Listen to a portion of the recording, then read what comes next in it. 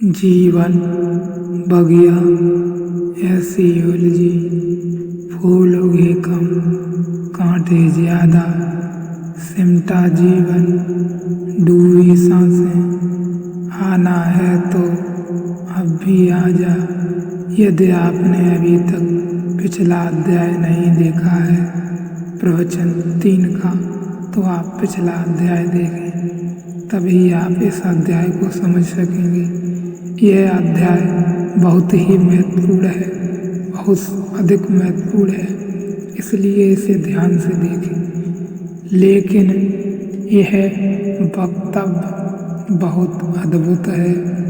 यह वक्तव्य कहता है आत्मा ही ईश्वर, कोई ईश्वर इस आत्मा से अतिरिक्त नहीं। संश्लेषण यह विधि है। आत्मा आपके भीतर है और परमात्मा के सारे अस्तित्व का नाम है, बूंद है। उसके पास अगर हम वैज्ञानिक से पूछें कि सागर क्या है, तो वैज्ञानिक कहेगा बूंदों के जो अतिरिक्त और कुछ भी नहीं, और गलत नहीं कहता। अगर सागर को बांटने जाएं तो बूंदों के सिवाय और क्या हाथ में लगेगा। लेकिन निश्चित ही क्या सागर बूंदों को जोड़ ही है। बूंदों में न तो कभी तूफान उठते हैं, बूंद में कभी लहरें नहीं उठती, बूंद का जोड़ ही नहीं है। सागर कुछ और भी है, बूंद के जोड़ से भी ज्यादा, लेकिन विज्ञान कहेगा कहाँ है वह सागर। हम सब बूंदें खींच कर निकाल लेते हैं, फिर सागर नहीं बचता।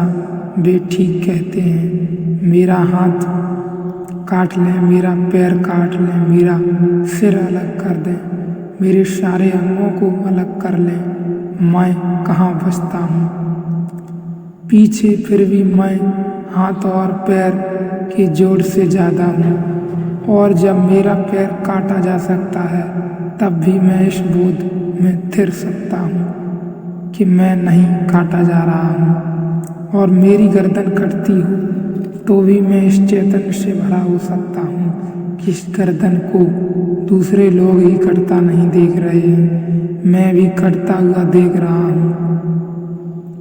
मंसूर काटा जा रहा है और हंस रहा है, और भीड़ में एक आदमी पूछता है कि मंसूर तुम पागल तो नहीं, तुम काटे जा रहे हो और हंस रहे हो।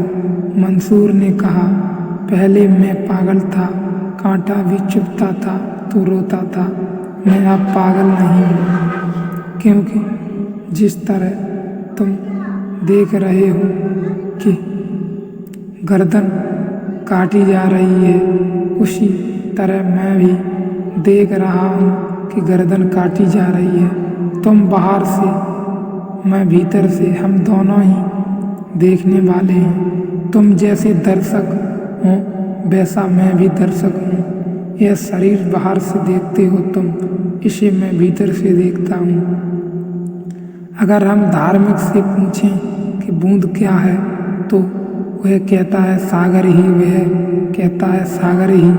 वैज्ञानिक सागर को बूंद बना देता है, धार्मिक बूंद को सागर बना देता है, और यह बड़ा क्रांतिकारी फर्क है। यह फर्क छोटा नहीं है। विज्ञान सभी चीजों को उनके शुद्धतम हिस्से के साथ जोड़ देता है, और सभी चीजों को उनके श्रेष्ठतम हिस्से के साथ जोड़ देता है। यह बात साधारण नहीं है। यह केवल शब्दों का खेल नहीं है कि बूंद सागर है कि सागर बूंद है। यह बहुत ही समझने वाली बात है, यह बहुत ही ध्यान देने वाली बात है। इसमें क्या फर्क पड़ता है? फर्क पड़ता है क्योंकि विज्ञान विश्लेषण करता है। विश्लेषण करके जो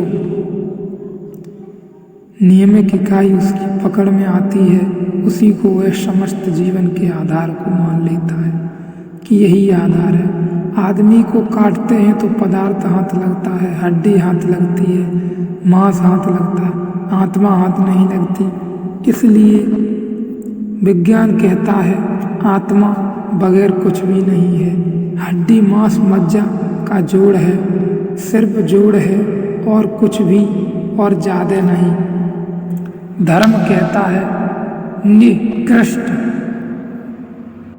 से श्रेष्ठ को नहीं समझाया जा सकता, उल्टा सकता है। बूंद से सागर को नहीं समझाया जा सकता, सागर से बूंद को समझाया जा सकता है। बहुत ही ध्यान देने वाली बात है। श्रेष्ठ से निकृष्ट को नहीं समझाया जा सकता, निकृष्ट से श्रेष्ठ को नहीं समझाया जा सकता। इसके कारण इस बात का ठीक से समझ लें तो उपनिषद की भाषा समझ में आ सकेगी। बच्चे से बूढ़े को नहीं समझाया जा सकता, लेकिन बूढ़े के द्वारा बच्चे को समझाया जा सकता, क्योंकि बूढ़ा दोनों रह चुका है, बच्चा भी और बूढ़ा भी।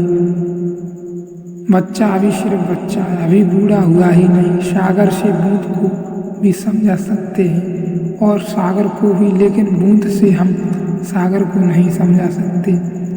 पदार्थ से हम सिर्फ शरीर को और पदार्थ को ही समझ सकते हैं। विराट जो है वह शुद्र को और भीतर समा लेता है, लेकिन शुद्ध विराट को अपने भीतर नहीं समा पाता। तो जितनी विराट की धारणा हो उतना हम सभी को उससे समझा सकते हैं, लेकिन क्षुद्र की धारणा से विराट को समझाना संभव है। तो मंजिल से हम पहले कदम को समझ सकते हैं, लेकिन पहले कदम को ही अगर हम सब कुछ मान लें तो मंजिल तो समझा ही नहीं जा सकती, पहला कदम भी नहीं समझाया जा सकता। साध्य से हम साधना को समझा सकते हैं, लेकिन साधन साधना से साध्य को नहीं समझा सकते। तो बूंद सागर को नहीं समझा सकेगी, लेकिन सागर बूंद को भी आत्मसात कर लेता है। ऋषि कहता है आत्मा ही ईश्वर और आत्मा ही जीव है। 3 शब्दों का उपयोग है ईश्वर। ईश्वर से अर्थ है शुद्धतम चैतन्य, फिर आत्मा। आत्मा ईश्वर में फर्क क्या है? ऋषि कहता है कोई भी फर्क नहीं, उतना ही फर्क है जैसा सागर और बूंद में है। बूंद भी सागर ही है, सब कुछ सागर का उसमें समाया हुआ है। एक ही बात ध्यान रखना कि सागर सिर्फ बूंदों का जोड़ नहीं।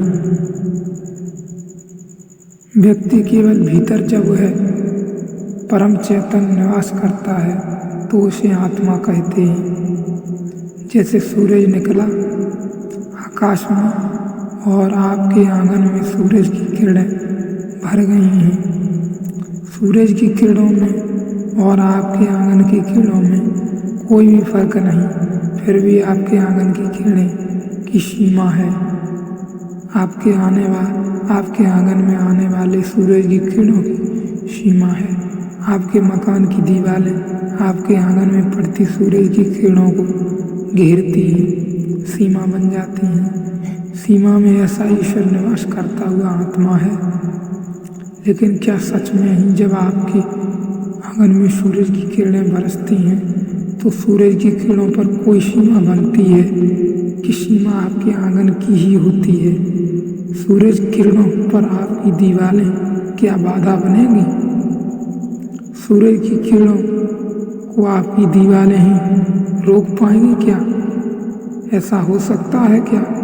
इसके लिए देखें अगला अध्याय।